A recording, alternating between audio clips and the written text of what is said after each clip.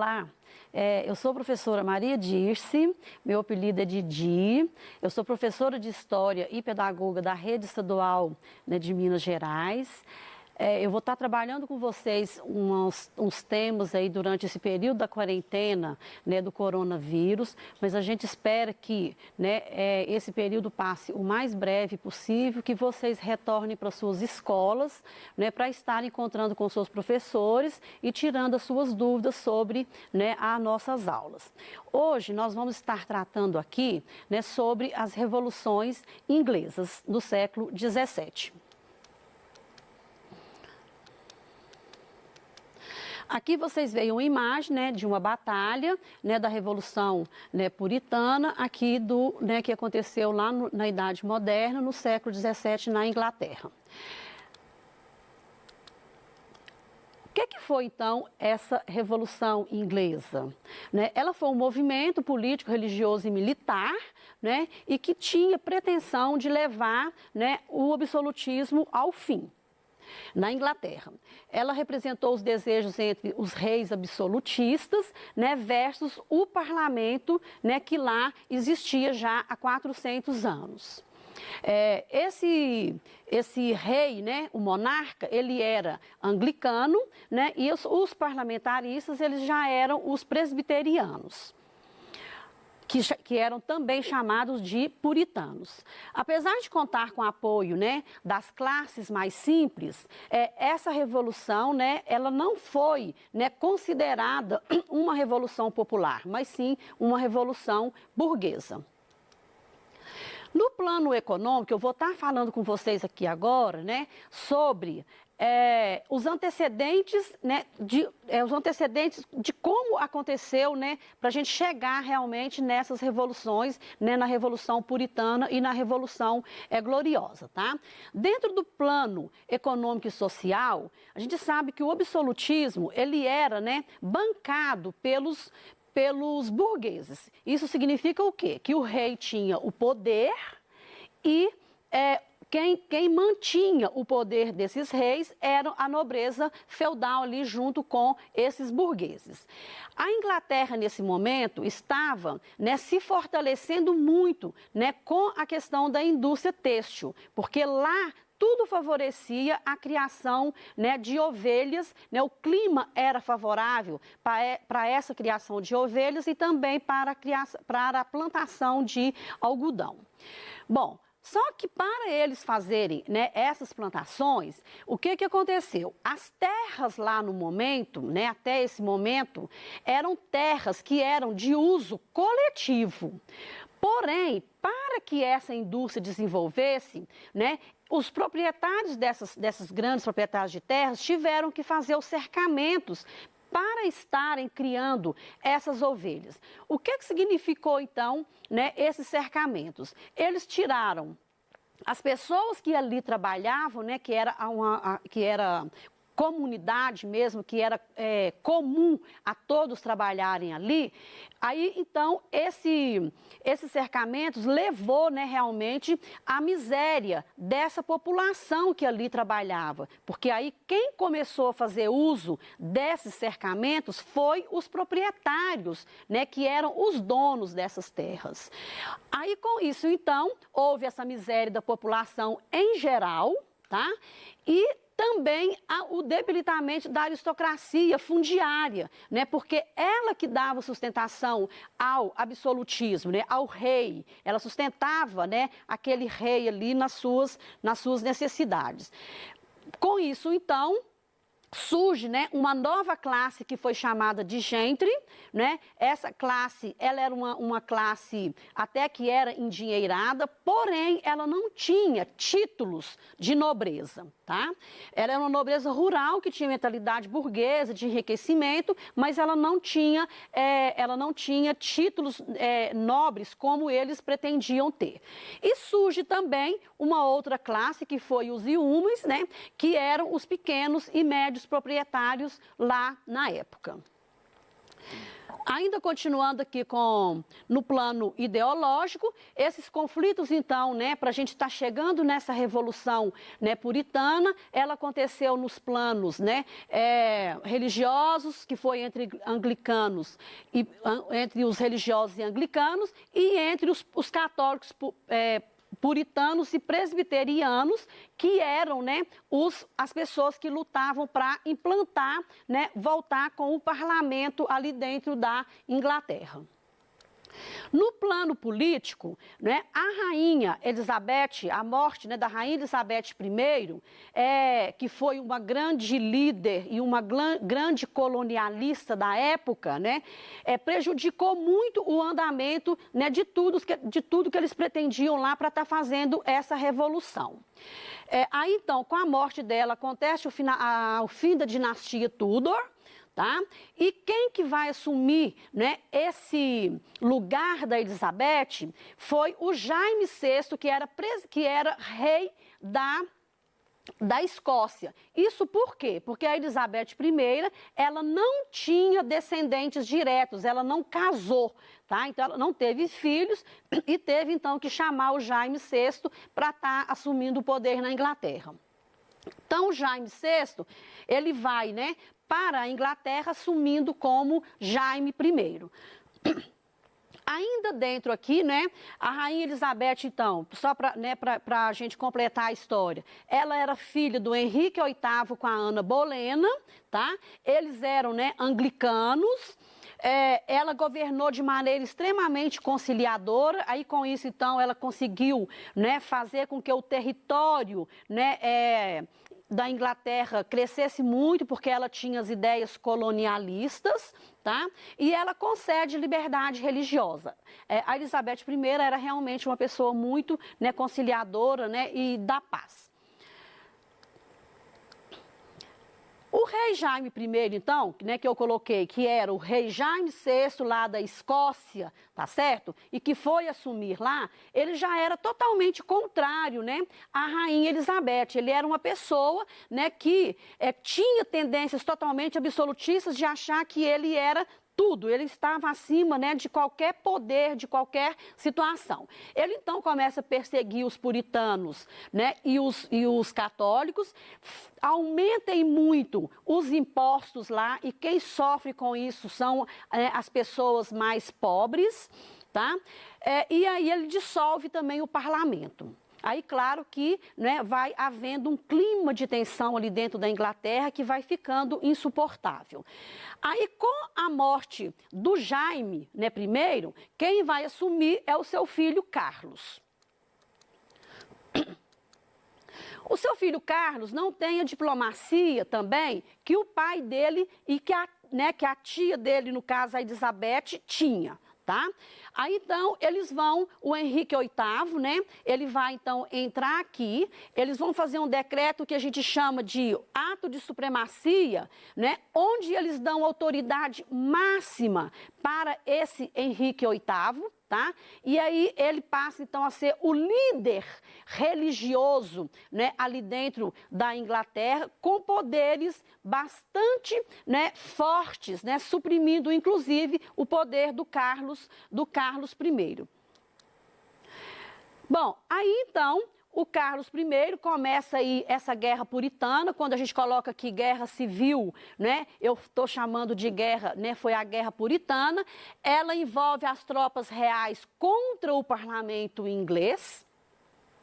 E aí, o que acontece? Né? A vitória, então, do rei VIII, né, contra o Carlos I, faz com que ele se abdica, e esse Carlos I, então, né, volta, né, ele vai ser exilado, e aí o conflito, né, realmente evidencia que havia, né, uma tensão muito grande entre os calvinistas e os anglicanos.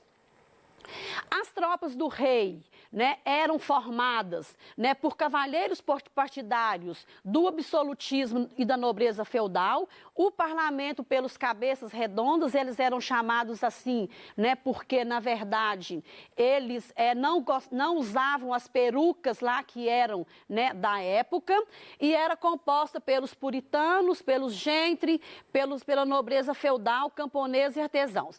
Quem que foi o líder desse parlamento, né? O Oliver Cromwell, tá? E aí, então, o Oliver Cromwell sai vencedor aqui nessa guerra civil, né? Ou guerra dos puritanos. Os puritanos vencem, o rei Carlos I é decapitado, tá? E aí, então, representa, né, essa morte do rei, representa realmente um rompimento com a ideia de origem divina, né, dos reis lá na Inglaterra. O governo do Cromwell, né, torna-se então uma república, a república torna-se autoritária, a burguesia passa a ter uma representação, né, dentro ali dessa república, mas as camadas populares não tiveram nenhuma participação. E aí isso então gera o quê? Um descontentamento, né, que vai tornar-se uma coisa muito difícil, né, para o Cromwell lidar, tá? Ele persegue os católicos, ele persegue qualquer opositor, né, que viesse a fazer oposição ao seu governo. Bom, ele então coloca um ato, ele faz um ato de decreto, que chama o ato de navegação. Isso quebrando a hegemonia holandesa, né, de comércio. Isso significa o quê? Que ele monopolizou, tá? Monopolizou todo o comércio daquela região. Todo e qualquer comércio precisaria de ser feito só com os navios, né, ingleses e entre as suas colônias inglesas e a capital, no caso, que era a Inglaterra. Os piratas tiveram um papel fundamental nisso daí, porque eles saqueavam esses navios, né, esses navios holandeses que vinham carregados da Índia, roubavam, né, os carregamentos e aí passavam para a Inglaterra e dando enormes lucros para o comércio inglês. Os atos de navegação, aqui uma figura ilustrativa, né, só para estar mostrando que eles negavam qualquer outro tipo de navio que não fosse carregamentos, né, dentro dos navios ingleses. O Cromwell torna-se, então, um lorde, ele mesmo se decreta lorde na Inglaterra, ele, então, declara que ele é um rei absolutista, só que ele morre em 58. E aí o seu filho, Ricardo, assume o seu poder, né, o poder do lugar do seu pai, mas também não tinha habilidade, tá certo? E nem o carisma que o pai tinha. Ele, então, enfrenta também uma guerra civil, né, lá dentro, que a gente vai chamar de guerra, né, gloriosa, tá? Aí, então, a restauração, né, da família Stuart no poder, tá? Lá dentro da Inglaterra, por medo de um governo ditatorial, né? Eles, então, o Carlos II assume, aproxima-se da França, né? O parlamento, então, exclui cargos dos católicos, porque eles eram anglicanos, e com a morte do Carlos II, quem vai assumir é o seu irmão Jaime, não é isso? E esse seu irmão Jaime, então, assume o poder, ele tenta restabelecer, né, a monarquia com o apoio do Luís XIV lá da França.